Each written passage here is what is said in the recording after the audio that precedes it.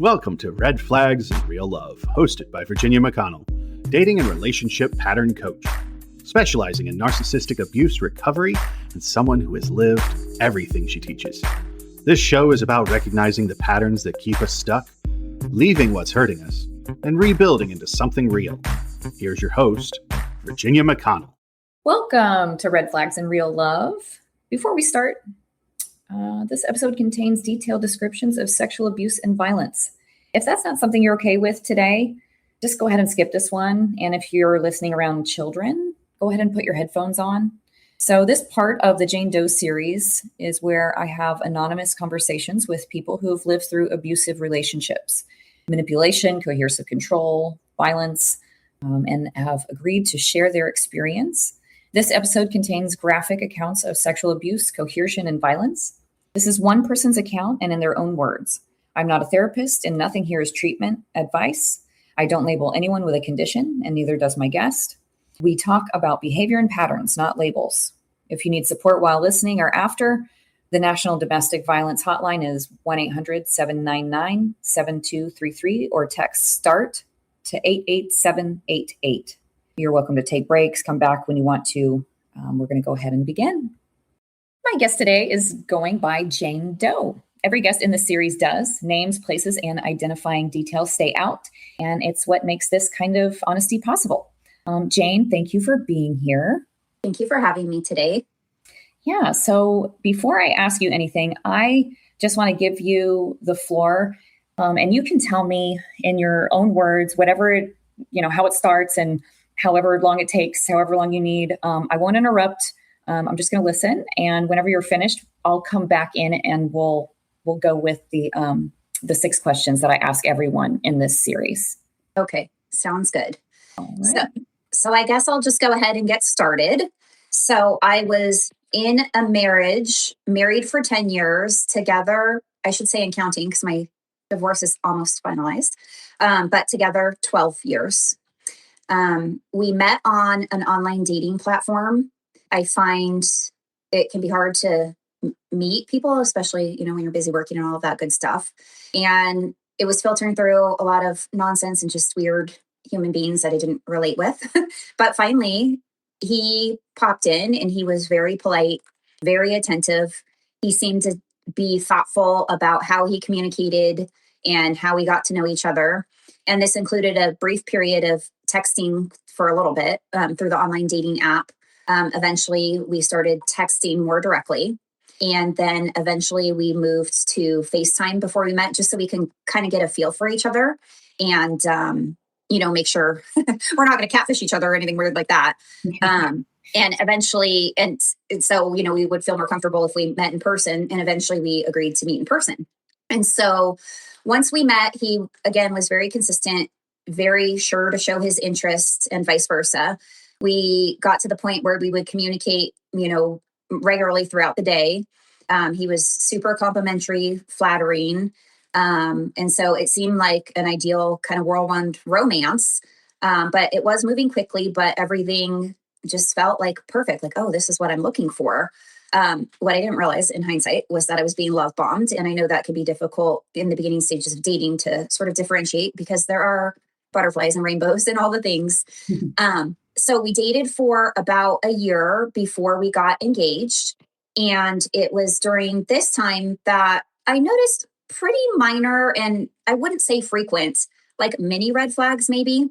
And I can't even necessarily remember exactly what they were, but I remember having some thoughts of some subtle signs of selfishness, being a little bit impatient from time to time, speaking poorly about either people he dated or just sometimes people in general that he was irritated with.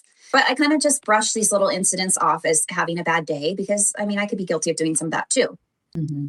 So but I remember having a few little gut things where I'm like, ooh, he lost his cool pretty easily, but okay, maybe he's just feisty or whatever. I don't know, giving the excuses again. So fast forward, we dated for about a year and we got engaged. And it was after we were already engaged and planning our wedding, we were on a road trip. And we had time to talk and we started talking about, or I started talking about future of maybe having children or whatever. And we had kind of talked about it in the past, but loosely. It wasn't something we had approached head on. And I didn't really think it was an issue. I thought we were on the same page. And I was shocked when all of a sudden, out of the blue, he told me, I'm not interested in having children, and that's a non-negotiable. And I was really surprised by this because I wasn't sure exactly what to do since our wedding was literally months away at this point in time. We were thick in the planning, right? And I just feel like if you are steadfast about not wanting kids, like that's something that you should bring up to your partner long before you're engaged. But we agreed. I was pretty upset, and we agreed that we would continue to talk about it and figure it out, which he was very good about lifting his magic rug and sweeping everything underneath. So I would bring it up kind of in passing, and we just agreed to sort of see what happens. And I agreed, okay, well, maybe that's the right approach, because if it's meant to, I'm a big, like, if it's meant to be, it will be type of person. So his level, just over time, his level of impatience and kind of quick to anger continued to grow the more that we got to know each other. And we actually bought a house just prior, maybe about 6 months or something before we got married. And the day we were moving into our new home, and moving is stressful. I'll admit I'm not a good mover. I get stressed out and worried and kind of cranky. But, you know, it should be an exciting day where we're trying to work together and get things done. We were his family was there. My family wasn't really there because they didn't live in the area at the time. We were kind of bickering with each other, and it got to a level where in front of his family, he proceeded to be very, very rude to me and dismissive. And I remember just feeling like gut punched and shutting down. And in fact, I went into my primary bathroom, which was in the back of the house, and I sat on the floor and I broke down in tears. And I was thinking, okay, I'm building a life with this person, and this person doesn't see consequence of treating me poorly, or maybe taking a step back and being like, you know what, I'm sorry, that wasn't cool. Like, let's just get this done. Right. And that day, I mean, I didn't let that go on for very long. I pulled myself together and I went back out and did what I needed to do. But what bothered me is no one bothered to check on me. And I mean, everyone was there and saw him completely snap at me in an inappropriate way. But again, we were just starting our life together. I felt committed, and I thought in my brain, you know, what am I supposed to do except for pick up the pieces and continue, you know, going on. And again, maybe it's just a bad day. We're stressed out. I'm not like presenting my best self either. So it is what it is. So little signs started to emerge or intensify, but nothing that was overly crazy in my mind, besides maybe the childing didn't sit very well with me. So we were engaged for 1 year, and then we got married. So we didn't have a very long dating period. We did everything in 1 year increments somehow. We didn't have a long dating period. We didn't have a long engagement, but a year after being engaged, more or less, we got married, and it seemed great. After being married, I continued to see occasional signs of some of the same stuff, the selfishness, the temper. And then I really started to see that he didn't have healthy family dynamics between him and his parents. He is an only child, and his parents are very overly involved in his life and telling him their opinions on everything, including their opinions about me. And then for additional context, his parents, when he was growing up, had been married, they divorced, and they remarried each other. So I don't think he ever had a healthy relationship to look up to. And he had told me this and he disclosed it to me, but I thought, that's kind of strange, right? But I didn't I should have investigated that further, paid closer attention to the dynamics. But it took a year or two after my marriage for the cracks really to start to show, because that is part of the whole situation too. My mother-in-law, after we were married, and she got comfortable, began to openly share her critical opinions about me and all the things she didn't like. She didn't like my age. She didn't like my race, my culture, things about my personality, the fact that I have tattoos. I mean, you name it, it was a problem for her, which was hard. And so that situation definitely started to affect our relationship, because my husband was feeling like he was caught in the middle. And I told him, hey, there's two options here. This isn't cool. Like, we're together. I'm your wife. You need to set boundaries for me. And if you don't, I'm going to. And I don't think you want me to do that, because I have, some pretty harsh words that I would like to say. So maybe you want to get your mom under control or whatever. And so he did a good job at attempting to set boundaries with her and defend me. I don't think he necessarily ever set a boundary of it's not your concern. This is my wife. Like, stop saying these things. I think it was more, stop saying these things to her. But nonetheless, she stopped saying it to me. but there was still some friction there. And it led to increased arguments in our relationship. And a lot of it was things she was doing and saying, and him kind of like taking her side. So this was kind of going on. So So I divorced my husband and mother-in-law, kind of 50-50. But eventually, after being married and settling in and all of that good stuff, he actually kind of turned the corner and agreed that having a family was important. And so we began to try. And we were thrilled in a short period of time when we successfully conceived. And the scary part of being pregnant is getting through the first trimester, right? Which is the zone where usually things could happen and whatnot. So I got through all of that. I went through a bunch of tests. Unfortunately, when I was about 4 months along, we found out that our daughter had some life-threatening medical complications, something that's very rare. And we had some difficult decisions to make, and we eventually lost her. So this caused a huge divide in our relationship. He was raised in a family where it wasn't acceptable to show your emotion, that you just kind of put your chin up and you move on. And I knew this about him from the way he handled other things sometimes. So I just thought, okay, he's not a big feelings guy. I have a lot of grief. I just need to process and work through this in my way. He needs to work through it in his way. And I thought that's just how it had to be because we were different. But along the way, resentments grew, levels of bickering intensified, and things never became physical at all. But it got to the point that there were more explosive verbal fights, yelling back and forth. And on a few occasions, he would get so irritated that he would put his chest right up to mine. He wouldn't really touch me necessarily, but he would like start to get in my face.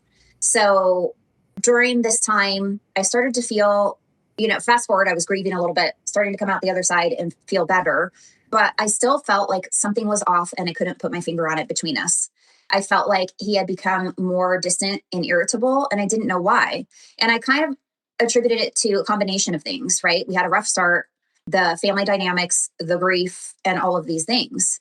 And so once I started to feel better in my grieving process, I would casually ask him if something was wrong. I'd tell him that something felt off, but I couldn't quite put my finger on it. We just didn't feel like as close or the same as we did before. But he continued to reassure me that everything was okay. There was nothing to worry about. We'd just gone through a lot, and we had some trauma to deal with, which all of that was true. So I just kind of took it for what it was. But something in my gut was bugging me. I just didn't know what it was. And so at this point, he overly professed, which is strange to me in hindsight, how important it was to him that we have a family. And so we tried a little bit and had a number of miscarriages and things that didn't work out. And so we opted to pursue IVF. And we did ultimately did different rounds of IVF and different methods and all that good stuff, and weren't successful time after time again. It was during this period that I also started to realize that the increased push to have a child, I don't know that it was ever really coming from him, but it was coming from my mother-in-law. I think she was pushing him behind the scenes of how bad she wanted to be a grandmother. He's an only child. And if we didn't make it happen, it wasn't going to happen for her and it was going to crush her. But it's very hard to go through infertility. It's an emotional roller coaster of like trying and waiting in this constant, up and down of getting hopeful, being disappointed. So eventually for my own mental well-being, I told my husband that I couldn't keep doing this and that I felt, for the sake of our sanity, we just need to accept the cards that we were drawn and maybe just accept that we wouldn't be able to have a child and make the best of our life, love on other people's children, right? All the babies in our family and stuff. Mm-hmm. And so it was during this time that my mother-in-law would come over to my house. She would literally break down in tears about how she was so sad that she would never be a grandma. But at the same time, now take into consideration my feelings or my grief for not only losing a child that I had grown attached to and I thought was going to happen, but that I wasn't going to be able to be a mother at all.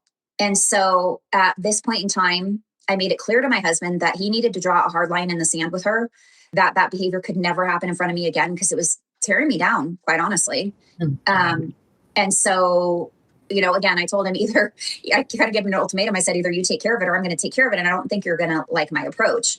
So somehow, he heard me loud and clear because he got that behavior to stop. Again, I don't know that she stopped saying things to him. And I don't think that he's strong enough to set boundaries with her, but it wasn't said to me anymore. So, okay, problem solved. but it just added something else to her arsenal she didn't like about me. So fast forward to being married, I don't know, 2 or 3 years probably, we were on a vacation in Mexico. And we were in a church waiting. We had an appointment to talk to a priest because we wanted to renew our wedding vows in the Catholic Church. We hadn't gotten married in the church, and it was a big deal to him and his family. And so I thought, okay, well, that could be a fun little thing. So let's do it. And we wanted to do it. We have a timeshare in Mexico. So we wanted to do it kind of as a destination thing and make it a fun deal. While we're waiting, sitting for the priest to be available, my husband was scrolling on his phone, kind of cleaning out his email. And we'd been waiting quite some time. The priest was running behind. And so I was leaning on his shoulder and I was just casually glancing as he cleaned up his email, but I wasn't thinking too much about it. I wasn't trying to see what was in his email. I was just looking in that direction. All of a sudden, I see a message from Ashley Madison. I think that's what it's called, the Married People's dating site. Oh, yeah. And I was floored. We're sitting in a church and I was like frozen. I didn't know what to do. I didn't know of course I wasn't going to say anything in church, right? But I was really taken aback and I really honestly had a hard time holding it together. And we were taking an Uber or cab or whatnot back to the resort. And I told myself, okay, I got to woman up and I have to tell him like there's something serious we need to talk about when we get back so that I'm like on the hook and accountable for actually doing it and I don't let it slide, right? So I did that. And once we got back to the resort, I confronted him and he brushed it off and had this big story about how before we got married, he was a bad guy and he wanted female companionship, but not a relationship. So that was his way of doing it, which still is horrible. Like, why would you be a homewrecker, right? Right. But in his mind, that was an excuse that made sense, even though it was probably totally not true. He was insistent that it was an old profile that he never shut down all the way. So every once in a while, he would just get a random, what he called it, an advertisement. And I told him that I didn't believe him, that we'd both been on the dating apps. That's where we met. And it looked like an active message from someone to me. And he continued to stick to his story, but my gut was screaming at me like, this is bad. This is bad. And also I was still pretty newlywed. And for some reason, and I say this to people now and they say, well, your choice was to leave. I thought I didn't have a choice. I thought I didn't have a choice but to accept it because we were newlywed. You know, my family just spent a lot of money on this wedding. I felt expectations on me. And what was I going to do? And what would everybody think? And so I can recall, this was pretty early in our vacation. I can recall how helpless I felt during the remainder of the vacation. And then something, and I'm like a big signs kind of gal, that I will never forget. While we were at dinner, the song "I Still Haven't Found What I'm Looking For" came on. And I was like, okay, there could not be like a stronger sign in the universe right now, right? And those weird things kind of happened to me a lot.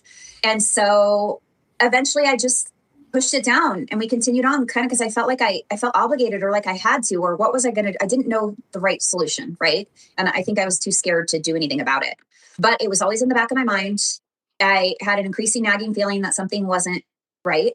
But again, for whatever reason, I still wouldn't allow myself to believe that he was stepping out on me and being unfaithful. Although all the signs were there, right? I had proof. So I did also start to notice over time that it was really easy for him to tell like what he called as little white lies to people in dumb situations.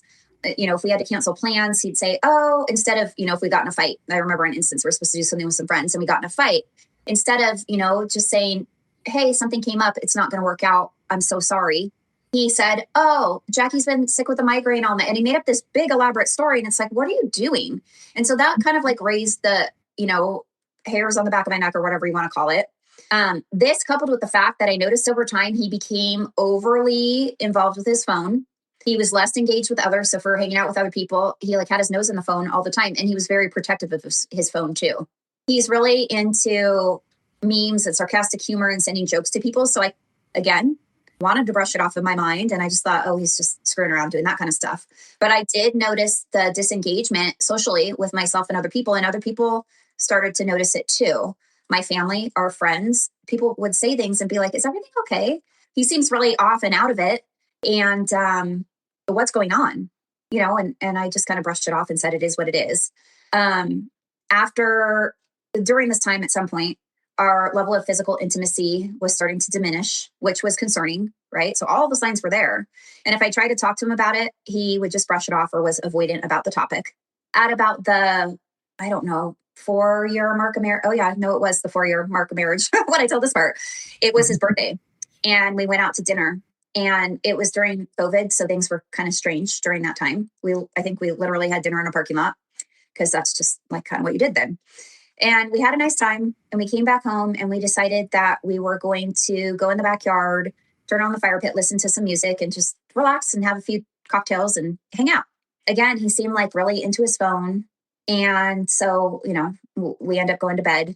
And that evening we're lying in bed, and he's laying next to me on his phone. He falls asleep really quickly. So it wasn't uncommon for him to fall asleep holding his phone. And he was laying on his back, holding his phone with his arms straight up in the air. And I always fell asleep second. I'm not a good sleeper. And so when I saw this, I thought that man is going to drop the phone on his face. So let me just grab it and reach over and put it on the nightstand. But he had his finger on the phone, holding it to the screen that he was on. And when I went to grab the phone, there was a really strange message that made me be like, what is this about? It looks weird. And it looks like he's texting somebody, but it's not like the right colors or anything. Thankfully, he's a really deep sleeper. And so I was able to take his phone and walk into the living room and investigate further because it was weird. And so at that point, I realized he was messaging someone on WhatsApp. And again, it's like, why are you messaging on WhatsApp when if you wanted to communicate with somebody, you have text or, just regular Facebook Messenger or whatever.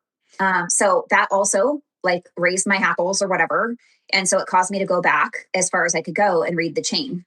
And I'm glad I did because it was at this point in time that I discovered that he had been in an affair with someone.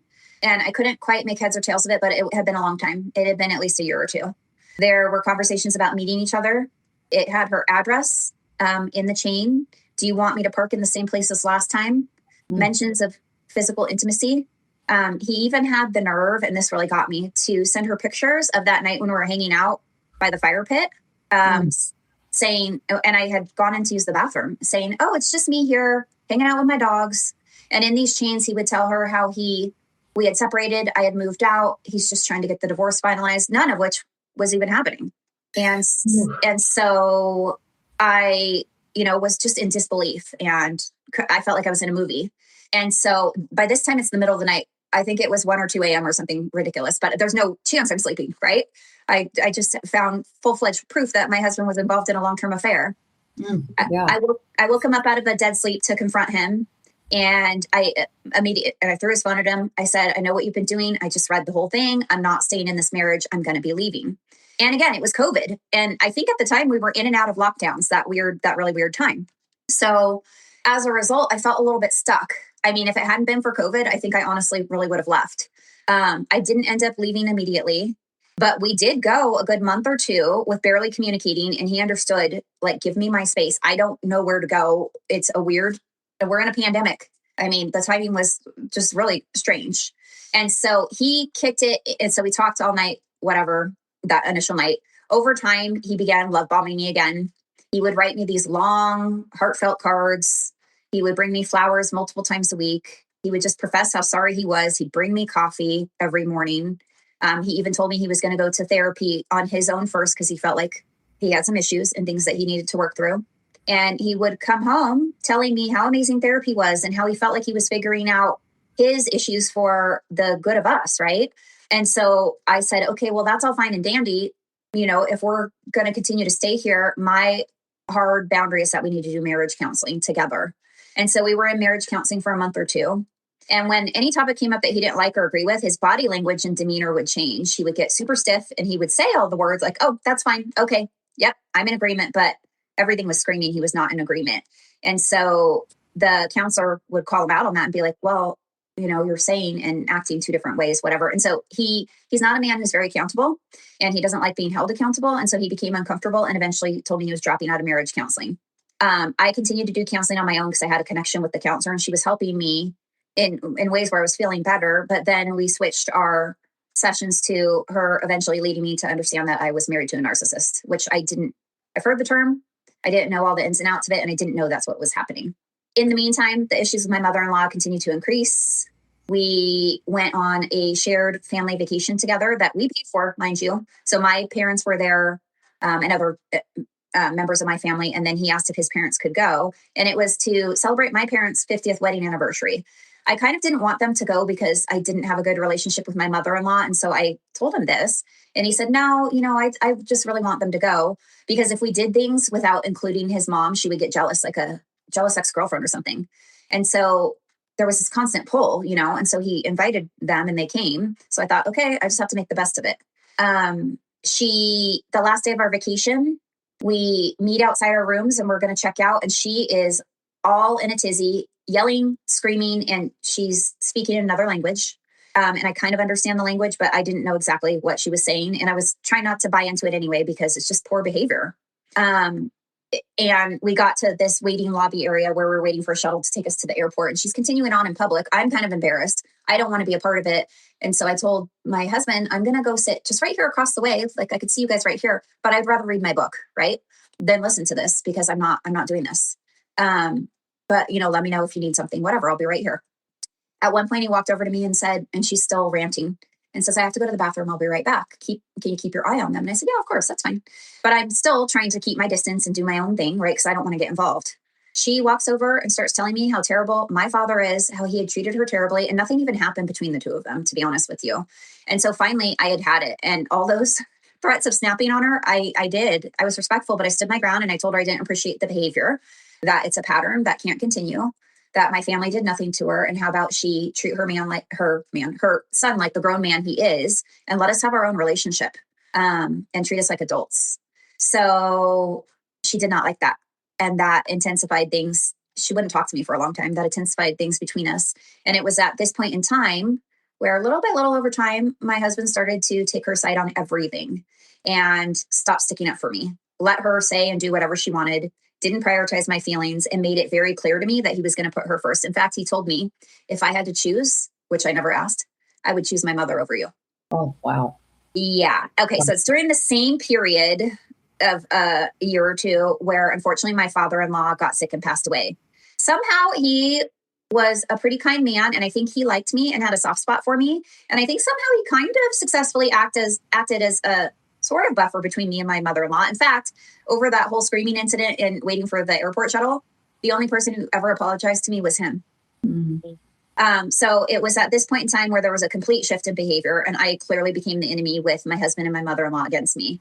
The fighting continued to intensify, and the fighting was huge, screaming matches. It escalated. He never touched me, but he would punch walls. He would get so close to my face that I could feel his spit coming out in my face. Mm. And he scared me a time or two too, where I thought, okay, this isn't cool. Like, something's going to happen here. But everything shifted to be focused on his mom. She was given the authority to speak her mind, and whenever she wanted to, very rude to me. And I told my husband that this wasn't acceptable. And then he doubled down. And that's when he said, if you don't respect my mother, you don't respect me, which she didn't respect me was more the problem. I would choose her over you and all these other things. I demanded at that point that we go back to marriage counseling. And during marriage counseling, I remember, and this is where we kind of get to the breaking point where I finally did what I needed to do and separated. The counselor asked us why we wanted to stay in the marriage. And I don't know what my exact answer was, right? Because I was giving a heartfelt answer. But it probably had something to do with loving my husband, wanting to make a life with him. We've been through a lot together, right? Like wanting to figure it out. And then the counselor asked him why he wanted to make this marriage work. His answer made it very clear to me. He said that he didn't want to disappoint his parents, and he didn't want to become a divorce statistic. He didn't say anything about me or us. And so it was right around this time that we were about to celebrate our 9th wedding anniversary. And every year prior, the whole 10 years that we were together, right, including dating, he would always prioritize me. I didn't ask him to do this, but he would write me a heartfelt card. Over the years, the messages got shorter, but that's fine. I think that just happens. But he'd always buy me red roses, like beautiful red roses. And this particular year, right after some of this marriage counseling stuff happened, he got me a card that he wrote, "Happy anniversary, cheers." And there weren't any flowers or anything. And he didn't really seem like he cared. I didn't say anything because I'm not like that, right? But it really bothered me and it hurt my feelings. And I was thinking, okay, this is really weird. Like, what's going on, right? I don't expect anything, but when you do something for 10 years and then you don't, it's kind of, you wonder why. Yeah. And so the day after our anniversary, he came home, and I'm not kidding you, with half dead flowers. He told me he was sorry that he couldn't get me flowers on the day of our anniversary, but during the time of year it is, there's a lot of graduations, weddings, and he had a hard time finding live flowers. And I called him out on it and I said, well, that's really weird because for 10 years prior, you had no problem finding flowers. And in fact, Costco always has beautiful flowers. And so I told him that I felt like it was intentional and I didn't appreciate the card and the coldness to it. And he was like, I'm trying to make it better. And he turned it around like, nothing's ever good enough. At some point during like the end period, I'll call it, his aunt also passed away. I was told point blank that I couldn't come to the funeral, that his uncle was strapped for cash and he was trying to make it a really small, intimate event. And I told him I had a really hard time believing that his uncle told him that he couldn't bring his wife. And then also at the same time, if I had family events, he didn't make any effort to go with me. I started showing up to events alone, which was awkward. During the last few months, I was just at my wit's end. I saw the writing on the wall. I was so overwhelmed. I felt like I had the weight of the world on my shoulders. And I'd known for a few years that I wasn't in a good relationship, probably 5, to be honest with you. I needed to leave, but it seemed so overwhelming because all these things had happened on what or how to do. I let it go too long, honestly. So one evening, he threw in his face again that he would pick his mom over me. I reminded him, I was trying to be level-headed, that I never asked him to pick, that he can love us both in 2 different ways. We should be in separate categories. And that night I went to bed. And again, I had to give myself a pep talk and say, I don't deserve this. I deserve more. I'm feeling terrible. I'm not getting any benefit out of this. And I need to wake up in the morning and I need to say, you told me that you would choose your mom over me. Well, I'm going to choose me. And so I told myself, let it go. But I promised myself that's what I was going to do. And so because it was getting late at night and it was going to escalate into a fight, right? And so that's exactly what I did. I woke up the next morning. I stood my ground. I promised myself that I was going to stick to it. And then I moved out a month later and started my new life. I haven't looked back since. The attempts at narcissistic abuse kind of continue. He finds reasons to try and contact me. And I found that little to no contact is better because somehow, for some reason, I walk away feeling guilty every time when we interact. And it wasn't until I went more or less no contact that I was able to regain clarity and control and peace. And also what I needed to eventually become a healthy person to move on in my life and find something that suits me better.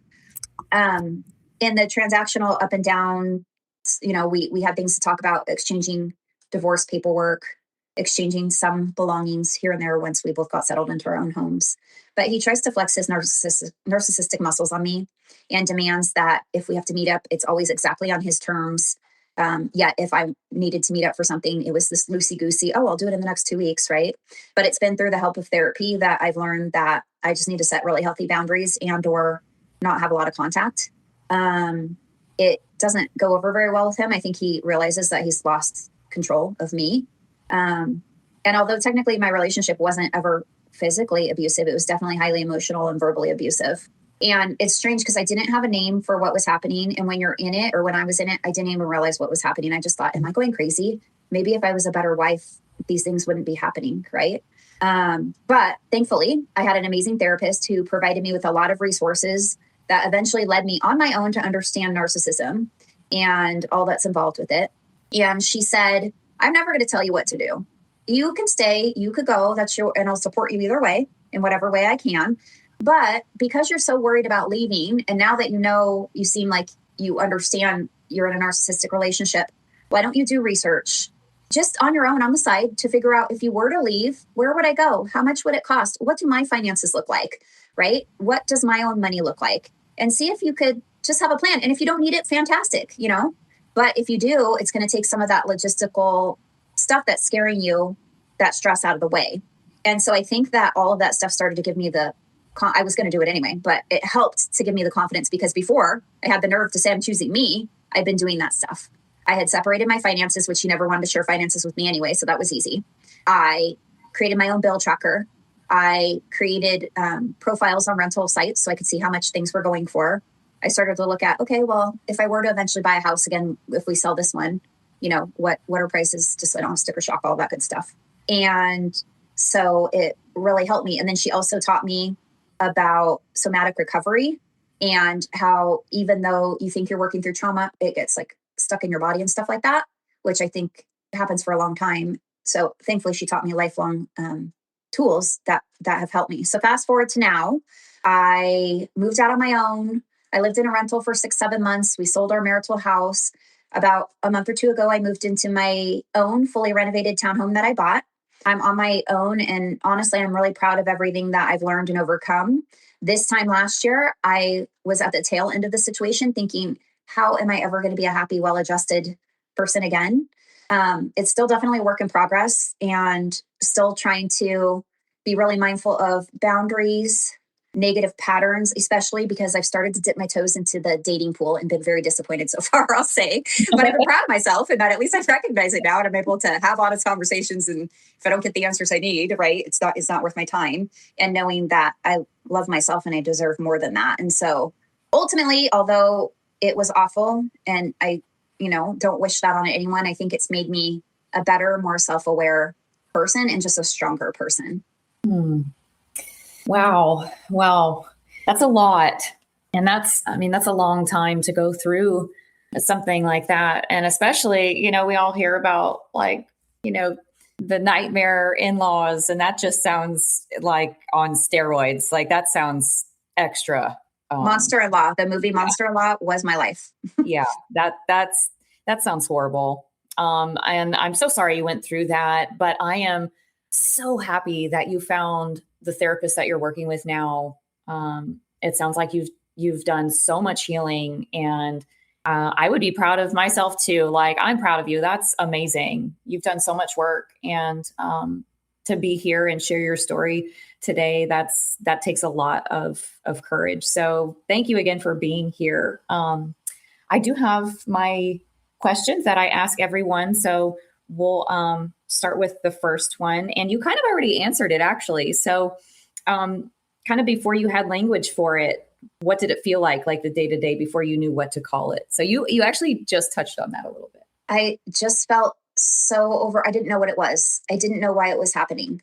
I knew it was selfishness, and I knew I wasn't being treated properly by multiple people. So it was a complicated situation, but I just felt overwhelmed, confused. I actually at points in time thought, am I losing it? Am I going crazy?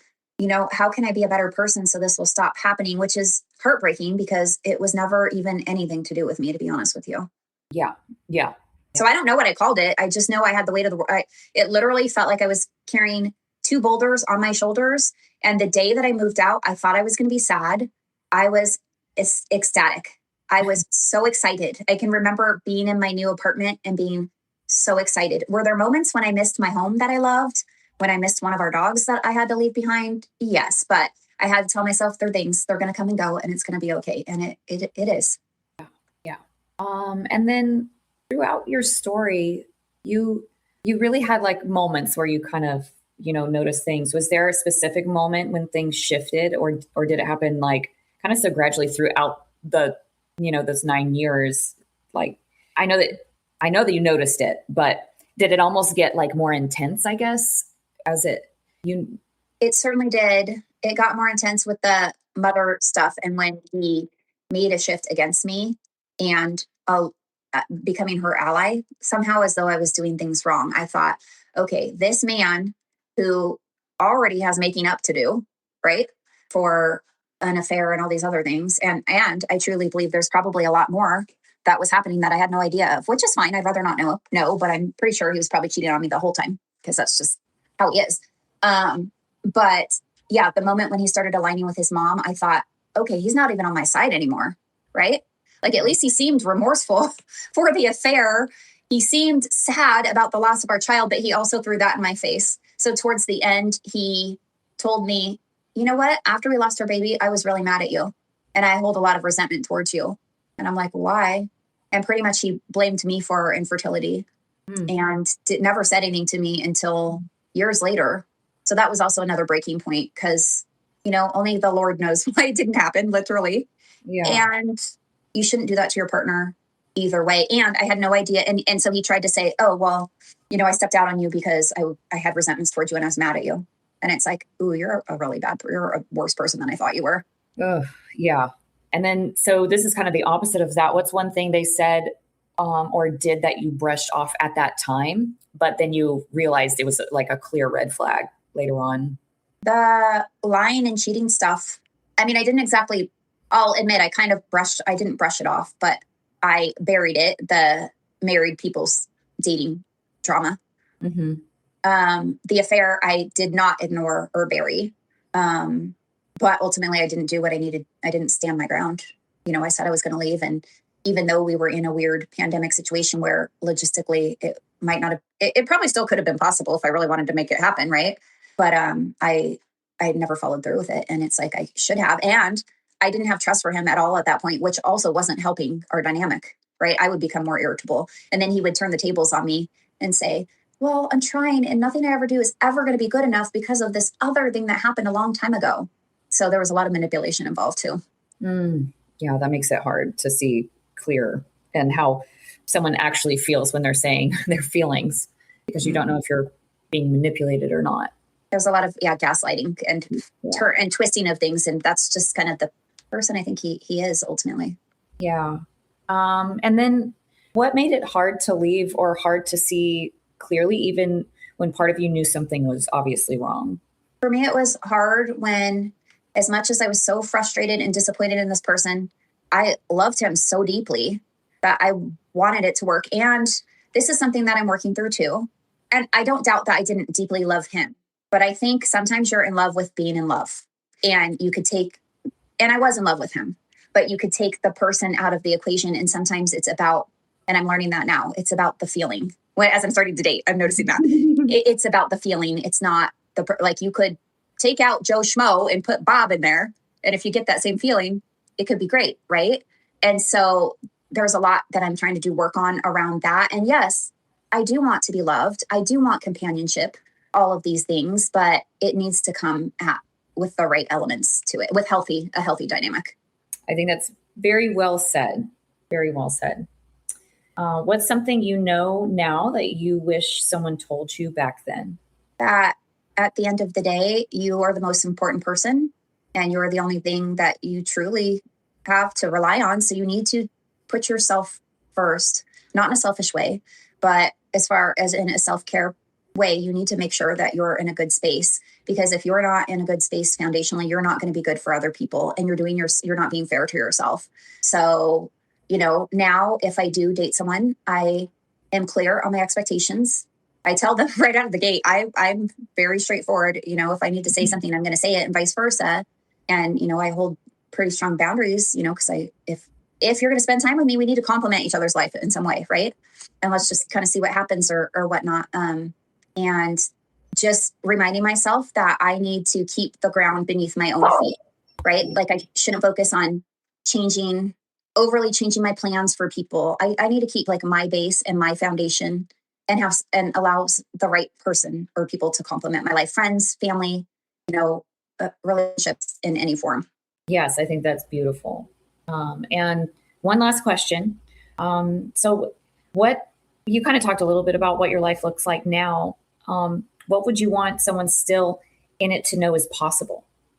That it is possible to get out of a horrible situation, even if it feels like it's not, that you deserve to have a high level of self-worth. And at the end of the day, to take care of yourself. And I wish I could step back in time and tell myself that this person sitting here 1 year ago today, that was so overwhelmed because I was about to leave at this point in time. So didn't think it was possible, didn't think they would ever get to a grounded place again. I wish I could go back and talk to her today. But, things just take time. And thankfully, I've learned a lot along the way. And that's kind of why I'm doing this, because I'm happy to hopefully let other people know that it's never too late to address and fix what you need to fix. Yes, absolutely. Okay, Jane, thank you for trusting me with your story and your journey. And everyone, thank you so much for listening.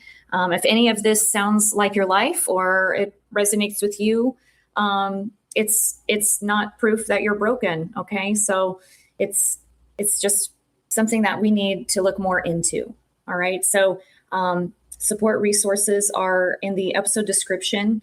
But if you're ready to go deeper, I have breakthepatterns.net.